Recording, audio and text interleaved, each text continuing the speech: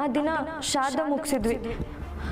ಅವತ್ತು ಒಂದು ಹೆಂಗ್ಸ್ ನನ್ನ ಹತ್ರ ಬಂದು ನಿಮ್ಮಪ್ಪ ನಿಮ್ಮಮ್ಮಂಗೆ ಅದ್ ಗತಿನೇ ನಿನಗೂ ನಿಮ್ಮ ಅಣ್ಣಂಗೂ ಆಗೋದು ಅಂತ ಹೇಳಿದ್ರು. ಅಪ್ಪನ ಎಲ್ಲ ಫ್ರೆಂಡ್ಸ್ಗಳನ್ನ ನಾನು ಹೋಗಿ ಮೀಟ್ ಮಾಡ್ತೀನಿ. ಅವ್ರ ಬಗ್ಗೆ ಏನೇನು ಗೊತ್ತು ಅಂತ ವಿಚಾರಿಸ್ತೀನಿ. ಅವಳಿಗೆ ಗೊತ್ತಿರತ್ತೆ.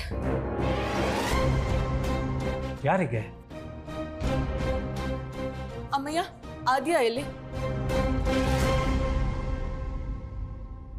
ಅಮ್ಮಯ್ಯ, ನಿನ್ನೆ ಕೇಳ್ತಿರೋದು, ಆದ್ಯಾ ಎಲ್ಲಿ?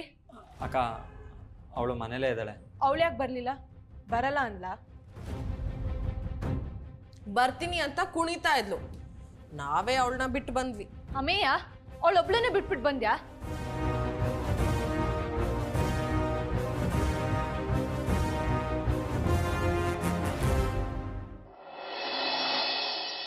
ಅದೇನು ಅಷ್ಟು ಇಂಪಾರ್ಟೆಂಟ್ ಅಲ್ಲ, ಬೇಕಾದ್ರೆ ನಾಳೆ ಮಾಡ್ಕೋಬೋದು. ಇಲ್ಲ ಸರ್, ನಾಳೆ ಕಷ್ಟ ಆಗುತ್ತೆ, ಇವತ್ತು ಅಟೆಂಡ್ ಮಾಡಲೇಬೇಕು. ಡಿಂಪಿ, ನಾನೇ ಹೇಳ್ತಾ ಇದ್ದೀನಿ, ಏನೇ ಅಪಾಯಿಂಟ್ಮೆಂಟ್ಸ್ ಇದ್ರೂ ನಾಳೆಗೆ ಪೋಸ್ಟ್ಪೋನ್ ಮಾಡು. ಇವತ್ತು ಮಾವನ್ ನೋಡೋಕೆ ನಾನು ಹಾಸ್ಪಿಟ್ಲಿಗೆ ಹೋಗಲೇಬೇಕು. ಏನಬ್ಬಿ ಇದು? ನಿನಗೆ ಚೂರು ಸೀರಿಯಸ್ನೆಸ್ ಇಲ್ವಾ? ನಮ್ಮ ಕೆಲಸ ಬಿಟ್ಟು ಯಾರನ್ನೋ ನೋಡೋಕೆ ಹಾಸ್ಪಿಟ್ಲಿಗೆ ಹೋಗ್ತಿದ್ಯಲ್ಲ? ನಮಗೆ ನಮ್ಮ ಕೆಲಸ ಇಂಪಾರ್ಟೆಂಟ್. ನೋಡು ಮಮತಾ, ಅಭಿ ಮಾವ ಆಸ್ಪತ್ರೆಯಲ್ಲಿದ್ದಾನೆ, ಅವ್ರ ಮನೆಯವರೆಲ್ಲ ಆಸ್ಪತ್ರೆಯಲ್ಲಿದ್ದಾರೆ. ಹಾಗಿರ್ಬೇಕಾದ್ರೆ ಅಭಿ ಹೋಗಿ ಅವ್ರ ಮಾವನ ನೋಡೋದು ತಪ್ಪೇನಿದೆ?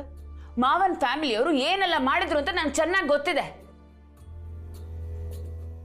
ಅವ್ರಿಷ್ಟೆಲ್ಲ ಮಾಡಿದ್ಮೇಲೂ ನಾವು ಅವ್ರ ಹಿಂದೆ ಹೋದ್ರೆ ನಮ್ಮ ವ್ಯಾಲ್ಯೂ ಕಮ್ಮಿ ಆಗುತ್ತೆ. ಅದು ಬೇರೆ ಇದು ಬೇರೆ ಅತ್ತೆ. ಅವ್ರು ಹುಷಾರಿಲ್ಲದೆ ಹಾಸ್ಪಿಟ್ಲಲ್ಲಿರುವಾಗ ನಮ್ಮ ಪರ್ಸ್ನಲ್ ವಿಚಾರನ ಮಧ್ಯದಲ್ಲಿ ತರೋದು ತಪ್ಪಾಗುತ್ತೆ.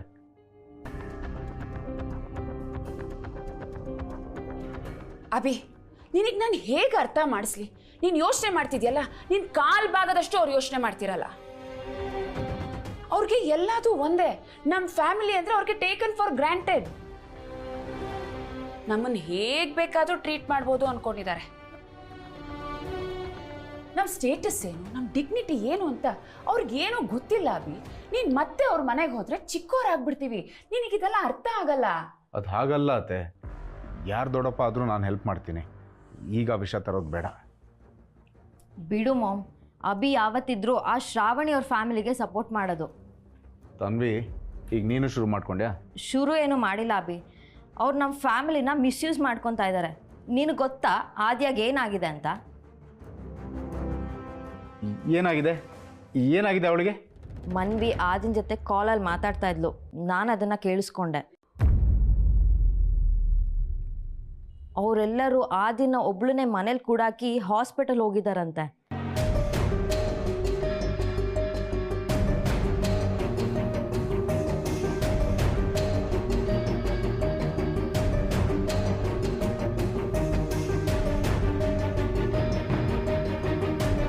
ಅವಳಿಗೆ ತುಂಬ ಚಿತ್ರಹಿಂಸೆ ಕೊಡ್ತಾ ಇದ್ದಾರೆ. ಆದ್ಯ ವಿಷಯನ ಯಾರ ಹತ್ರನೂ ಹೇಳ್ಕೊತಾ ಇಲ್ಲ.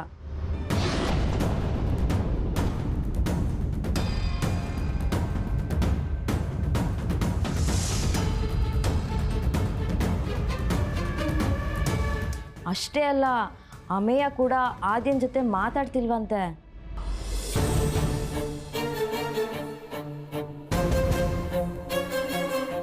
ಅವನು ಅವಳನ್ನ ನೆಗ್ಲೆಕ್ಟ್ ಮಾಡ್ತಿದ್ದಾನಂತೆ.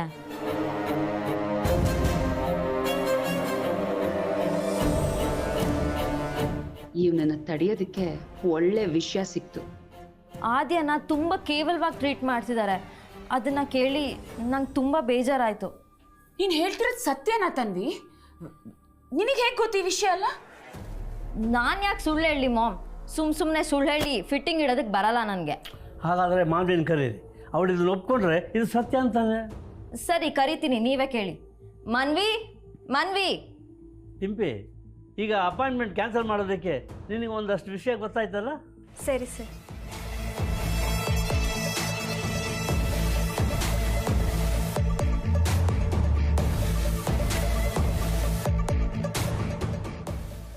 ಡಿಂಪಿ, ಮಮತನ ಯಾಕೆ ನೋಡ್ತಾ ಇದೆಯಾ? ನಾನು ಹೇಳಿದ್ದು ನಿನಗೆ ಕೇಳಿಸ್ತಾ ಇಲ್ವಾ? ಕೇಳಿಸ್ತು ಸರ್, ಅರ್ಥ ಆಯಿತು. ಹಾಗಿದ್ಮೇಲೆ ಹೊರಡು.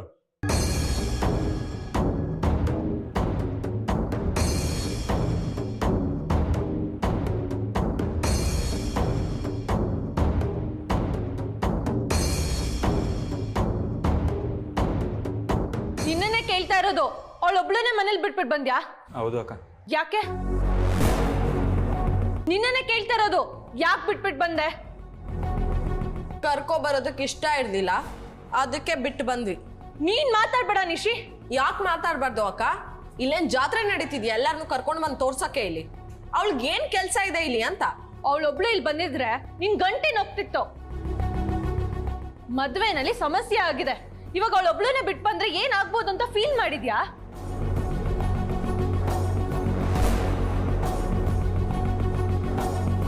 ಈ ಜಾಗದಲ್ಲಿ ನೀನಿದ್ರೆ ಏನ್ ಮಾಡ್ತಿದ್ದೆ? ಆರಾಮಾಗಿ ಮನೆಯಲ್ಲಿ ಸಿನಿಮಾ ಹಾಕೊಂಡು ಪಾಪ್ಕಾರ್ನ್ ತಿನ್ಕೊಂಡು ಕೂತಿರ್ತಿದ್ದೆ. Shut up!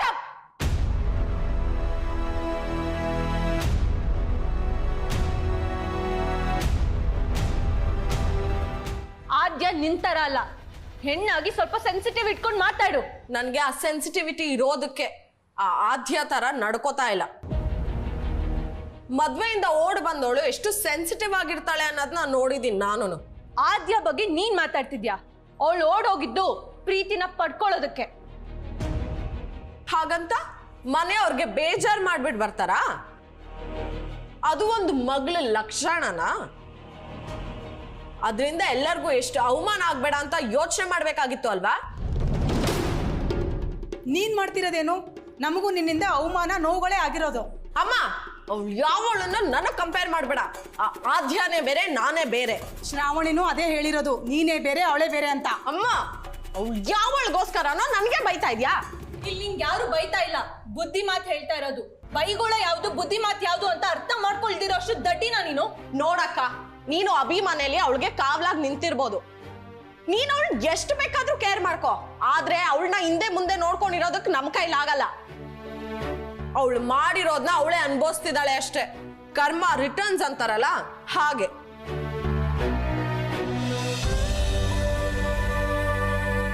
ರಿಷಿ, ನೀನು ಹೇಳೋದೆಲ್ಲ ಸರಿ ಅನ್ನೋ ಬುದ್ಧಿ ಹೇಳ್ಬೇಡ. ಜೀವನದಲ್ಲಿ ನೀನು ಕಲಿಯೋದು ಇನ್ನೂ ಸಾಕಷ್ಟಿದೆ, ಅದ್ರ ಬಗ್ಗೆ ಯೋಚನೆ ಮಾಡು. ರೀ, ಅವಳು ಬುದ್ಧಿ ಹೇಳೋದು ಒಂದೇ, ಶಿಲೆ ಆಗ್ದಿರೋ ಕಲ್ನ ಕೆತ್ತೋದು ಒಂದೇ. ಅವಳ ಪಾಡಿಗೆ ಅವಳನ್ನ ಬಿಟ್ಬಿಡಿ. ಇನ್ನು ಏನಕ್ಕೆ ತುಟಿ ಬಿಚ್ಚಿಲ್ಲ ಅಂತ ಯೋಚನೆ ಮಾಡ್ತಿದ್ದೆ. ಸಮಾಧಾನ ಆಯ್ತಾ? ನಿನ್ ಬಗ್ಗೆ ಮಾತಾಡಿದ್ರೆ ಸಮಾಧಾನ ಆಗೋದಿಲ್ಲ, BP ರೇಸ್ ಆಗುತ್ತೆ.